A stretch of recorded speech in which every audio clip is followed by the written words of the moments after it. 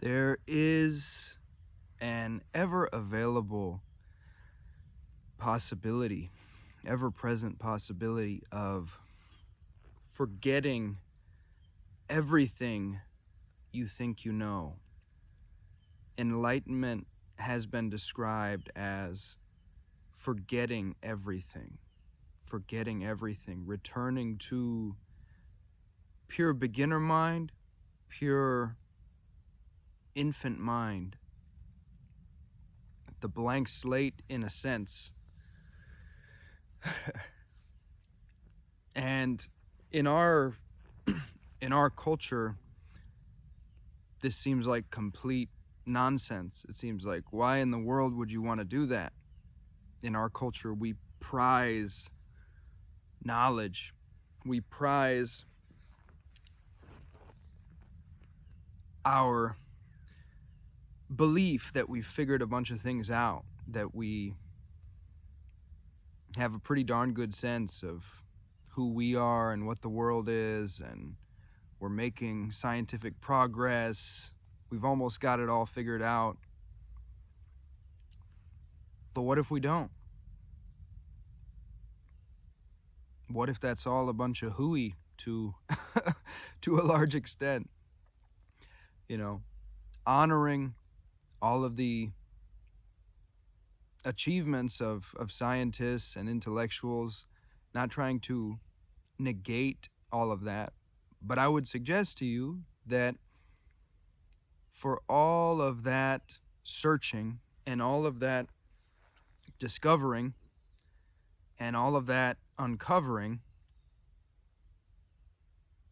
no one, including the top scientists who ever lived, can actually pin down what this one single moment right now actually is.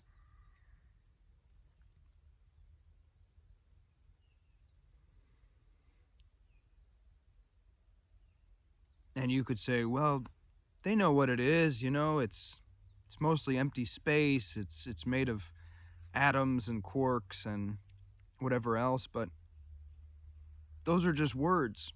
Those are just words describing very strange phenomena that we observe if we look at this under a microscope. But does that actually say what it is? Does that pin down what it is?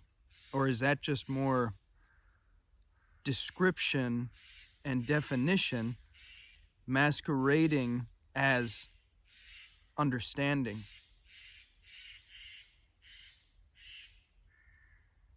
Have we truly understood what a single moment of our experience is?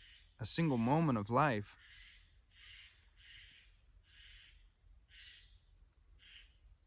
I personally don't think we have, in a very deep sense, a very profound sense. To use an example that I use sometimes, we can take anything like this here that we would typically refer to as a leaf. As Carl Sagan put it, in order to bake an apple pie from scratch, you must first invent the universe. So we assume we know what a leaf is, but you couldn't have the leaf without the tree, and you couldn't have the tree without the earth, and you couldn't have the earth without the sun, and you couldn't have the sun without the galaxy, couldn't have the galaxy without the cosmos, couldn't have the cosmos without whatever primordial infinite force gave rise to all this. And to me, feels like it's what all of this is primordially made of, this wholeness, this beingness, this can't say what it is-ness. So the point there is that in order to truly say what the leaf is, or to say what anything is, or to say what a single moment of our experience is, you would have to actually say what the totality is. Because everything, every moment, every seeming object, is a function of the totality, is a wave on the ocean. So to say what any of the waves are, you'd have to actually say what the ocean is, the totality that they are made of, that gave rise to them, that they are a function of. And no one has been able to do that. And I would suggest that the reason no one has been able to do that and no one will ever do that is because there are qualities within what this is, most notably a quality of unpinned down ability, unresolvability, that mean that this cannot be pinned down. It cannot be understood in any kind of sense that means encapsulating it within some kind of model, some kind of structure, some kind of theory. It will never fit in any finite meaning structure, in any fixed belief system, in any kind of fixed symbolic meaning structure. It simply will not. Simply will not. It's too close. It's too slippery. It's too all-encompassing. We cannot step outside of it to observe it objectively. We are it. We are it. We're utterly enmeshed, utterly embedded in and as this wholeness, this fullness. It's too dynamic. It's literally continuously morphing and shifting. If you look closely at any moment, that moment is completely fresh. You've never seen that moment before. You don't know what that moment is. That moment is presenting an entirely fresh array and iteration of attributes, information that has never been assimilated in that precise formulation before. And that's true now and now and now and now and now and now. You've never seen me in this way before, what you're calling Jordan. You've never experienced yourself in this way before, what you're calling yourself. Do you even know what you are? Have you ever actually seen yourself? You're assuming that you know what you are, but do you really know what you are? Do you really know what I am? Can you separate me or yourself out from this oceanic totality that gave rise to us? Are we not utterly inextricable with this oceanic totality? Literally, we are the totality, presenting as this razor's edge of apparition, of emanation in this moment that includes the full field, which includes, this differentiated portion of the field that we usually define as a discrete, knowable entity. But are we making a foundational fallacy, a foundational assumption in assuming that just because we've defined something as a discrete, autonomous, knowable entity, that doesn't mean that that's what it actually is? We don't know what it is.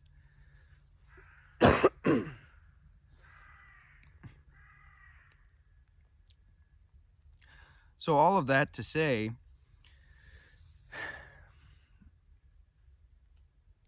there's a possibility, once again, of forgetting all of these definitions, relinquishing all of these definitions. And why would you want to do that? Well, in a strange way, relinquishing all of those definitions actually starts to give rise to this primordial sense of moving closer to the truth, moving closer to home. There's a sense of coming home. There's a sense of, oh yeah, wow, I was really knotted up. I was really cabbaged up in all of these fixed definitions that I was imposing onto experience and trying to fit experience into. I was trying to take this mysterious super ocean of infinity now, and I was trying to stuff it into these film canisters of these incredibly low fidelity meaning structures. You know, language, beliefs, definitions are incredible in a certain sense, but they are an incredibly low fidelity medium for attempting to capture or pin down what this non-finite slipperiness, this non-finite fullness, wholeness, fluidity is. And so when you start to see that you've been, in a way, deeply bamboozled, there has been a very, very fundamental, foundational, primordial bamboozlement that occurred very early in life, from the earliest days that we were taught language and taught, that's a cat, that's a ball, that's you, that's me. That's where the that's where the hypnosis began to be implanted, in a sense, because we began to get this idea that just because we've labeled something, we actually know what it is, and the labels themselves imply a discrete, separable, definable, knowable entity. So the labels themselves give rise to an entire cosmology, an entire way of seeing. There are philosophical priors, philosophical preconceptions embedded in the very structure of the language that we're using. So we've all been duped by language, in a sense, and it's fine. It's basically unavoidable. You know, for pragmatic purposes, we need to learn a language at this stage of civilization, or it's going to be pretty darn difficult to function. You know, my daughter fluently, natively speaks English and German, and, you know, that's beautiful. And still, I often try to tell her and already plant seeds and remind her that language is tentative, that, you know, I tell her, you know, there's kind of a secret that no one really knows what anything is, and that, you know, we use these words as a tool to refer to things, but the words don't actually say what the thing is, and everything is a mystery in a profound sense. And what we call God, a term for this mysterious infinite force, this infinite ocean that is giving rise to this, that is playing as all this, God is a mystery too. God is just another word gesturing toward this totality that cannot be said. And in a certain deep sense, every word in the dictionary gestures only toward this totality, because in a certain deep sense, this totality is all that there is, or at least all that we have ever come in contact with. Have you ever stepped outside of experience? Have you ever stepped outside of awareness? Have you ever stepped outside of presence? Have you ever encountered anything that has not occurred in presence? Have you ever actually encountered the past or the future or somewhere else other than where you presently are, other than as a thought right now? It's always now. Now is the primordial fact, in a sense, the groundless ground. We are here now. Presence is undeniable and unavoidable, although we're very good at spending gargantuan quantities of time trying to live everywhere other than where we actually are. We spend gargantuan quantities of time fixated on the past, you know, the imaginary past, fixated on the imaginary future, fixated on mental stories and interpretations and fixed views that cannot come close to containing this infinite vastness, this nowness. And so when you start to let yourself see that you're involved in that, you can begin to undercut that process. You can begin to unclench the fist and relinquish all of these fixed views. You can really deeply start to see that no fixed view, no dogma, no belief system can ever come close to encapsulating, defining, or describing even this single pine cone.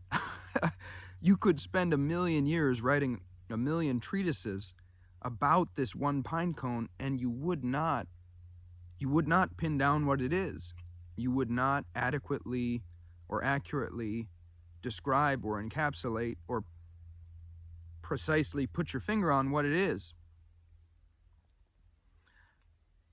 And that's quite astounding. That's quite astonishing. And that gestures toward this possibility of forgetting all these ideas, all these definitions. And it's not to say you won't still have access to them. It's not like your mind, it's not like you're going to give yourself a lobotomy.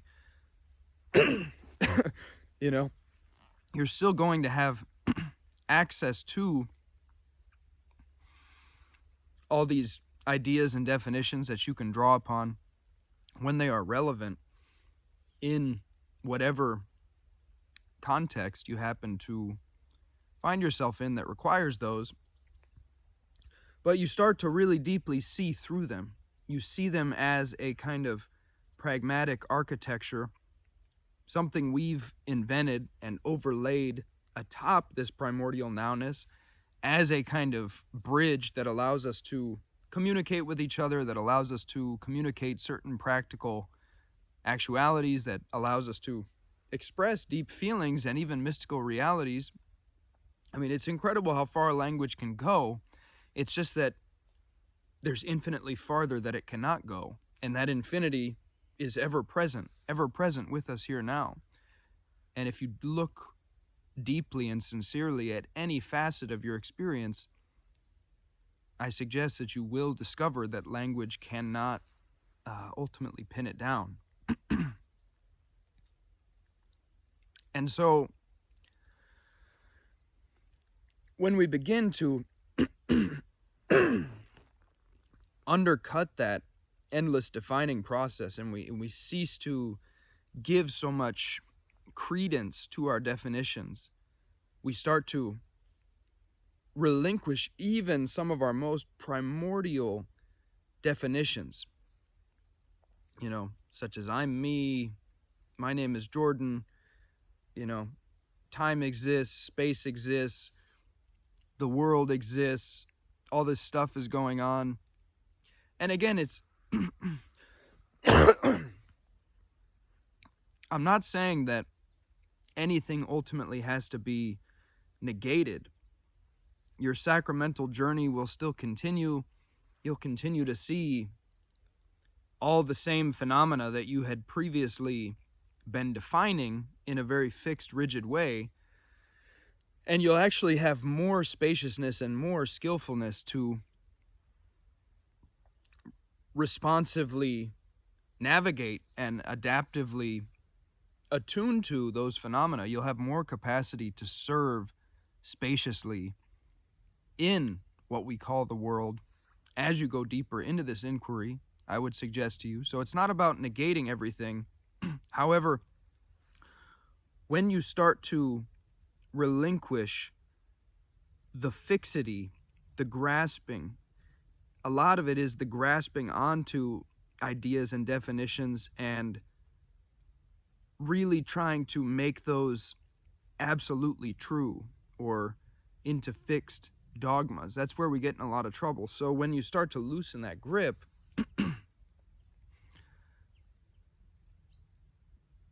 what begins to happen is there's a very primordial sense of returning home to now, to the only place you've ever been. You start to naturally occupy the now more fully, notice the now more fully,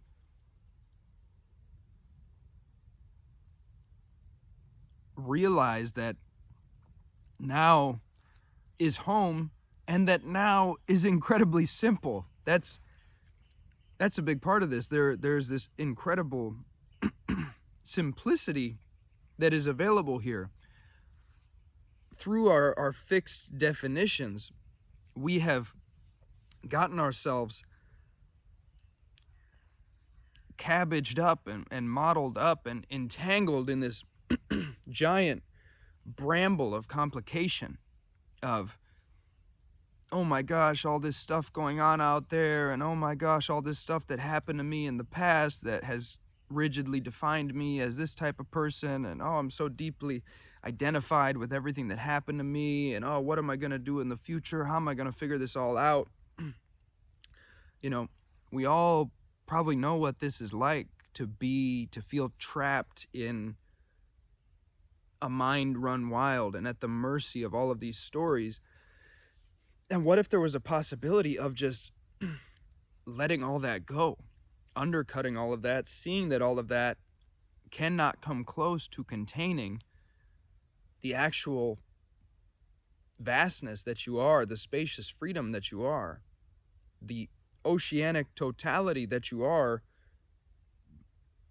which happens to be presenting as this, particular personal emanation, but just noticing that this personal emanation of you-ness is like a flowering that is in no way separate. It's like the blossom that is fully coming forth from this oceanic totality, which is like the stalk and the leaves and the soil. You are in no way separate from this oceanic totality. You are this oceanic totality, and that totality is always right here, right now, always holding and enfolding you and waiting for you to remember that there is this primal, simple rest available, to just simply rest as now in the absence of definitions, forgetting everything, I love this way of gesturing toward awakening, forgetting everything. On the flip side, I often talk about it as remembering. I often talk about it as humanity has been deep in forgetfulness. We've forgotten non-separation. We've forgotten that we are the ocean, that we all are one body. One body. We've become, again, through the power of language and identification with words, which create this sense of separation, we've gotten deeply entangled in these stories of separation that lead us into this endless condition of war. War with ourselves, war with life, war with each other, literal physical dismemberment of bodies and beings and children. It's utterly disturbing and heartbreaking what the illusion of separation has wrought within humanity. So in a sense, you can also flip it around and say we've been living in deep forgetfulness. We are ever presently invited to remember wholeness, to remember non-separation, to remember the oceanic totality. Yet paradoxically, the way that we remember is by forgetting everything, or radically loosening our grip on everything that comes with that entire paradigm of separation, forgetting all these language games that we have been indoctrinated into. And when you do that, when you just let the rainwater of pure presence wash away all those definitions, when you start to just offer them up, when you get curious, really, what would life be like if I relinquished all this? You can test it out for even just a minute or two. You can say, okay, I'm just going to do a test. I'm just going to relinquish all sense of being a separate, definable entity. I'm giving it all back to life, to presence, to God, to the fires of grace, however you want to conceive of that. I'm giving back the external world, all sense of being a separate definable entity. I'm giving back the past, the future, even the present, even these subtle concepts like awareness and here now and God and oceanic totality. Every word I've said in this video, it's all still concepts. But giving all of that back, giving back all sense of ownership, all sense of blame, all sense of fault finding in anything, all sense of defining problems anywhere, all sense of defining enemies anywhere. I'm giving back all sense of all my maps and models and opinions, all my most tightly held onto political opinions. I'm literally tossing those in the bonfire. I'm giving all of those back. I'm burning away all my most primordial ideas that my name is so-and-so and I was born so-and-so and I'm connected to all these people and I need to do these things and yada, yada, yada. Just seeing what it's like to just burn it all down. Even burning down, the sense of, oh yeah, some of life is right and some of life is wrong and some of life is light and some of life is dark. Giving back all of those concepts just to see what happens. It's not a permanent ultimate negation of ethical behavior. Again, I'd suggest that a deeper integrity and a deeper natural love and natural compassion becomes possible through this process, but part of the process is being willing to, again, burn down all ideas.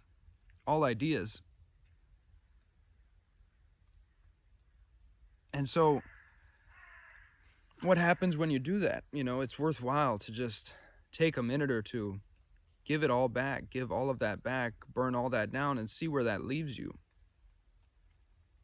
See what remains. What remains when you've burnt down all beliefs, when you've burnt down all sense of knowing what this is, all definition.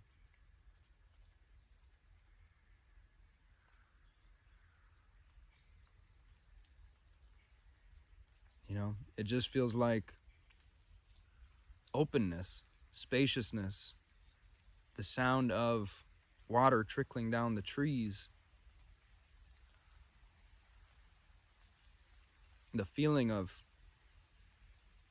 the ground beneath my seat without those definitions, without those words. There's just the primordial sensation, the primordial intonation of whatever is presenting, whatever sensations are swirling around. And I see that it's starting to rain now, which is beautiful, but also I may need to wrap things up here. So essentially just invite you to playfully engage in forgetting everything. Contact immediate experience as an unknown tapestry of vastness, as an unknown vastness, as an immediate explosion of radiance. You've never seen yourself before. You've never seen your children before. You've never seen your wife before. You've never seen your life before. Let it be new. Let it be fresh, because it is. It's new and fresh in this moment. You've never seen this moment before. You're under no obligation to be the person you were 5 seconds ago. It's all new. It's all fresh. There's an incredible simplicity available right here and now when we simply relinquish all definitions and just let this be as it is, be as it already is. We don't have to know what it is or pin it down in a belief system to simply be with it, let it be what it is, and know it in a different way. Know it most intimately by being it and being with it and feeling how it endlessly opens into more of itself. We don't have to pin it down to know it in that way, which is like an ever unfolding, ever unfurling, opening and blossoming as boundlessness. We are this boundlessness. So that's the invitation. If it resonates, let yourself play with that. Peace and love. Thank you for listening. Take it easy, my friends. Peace and love to you.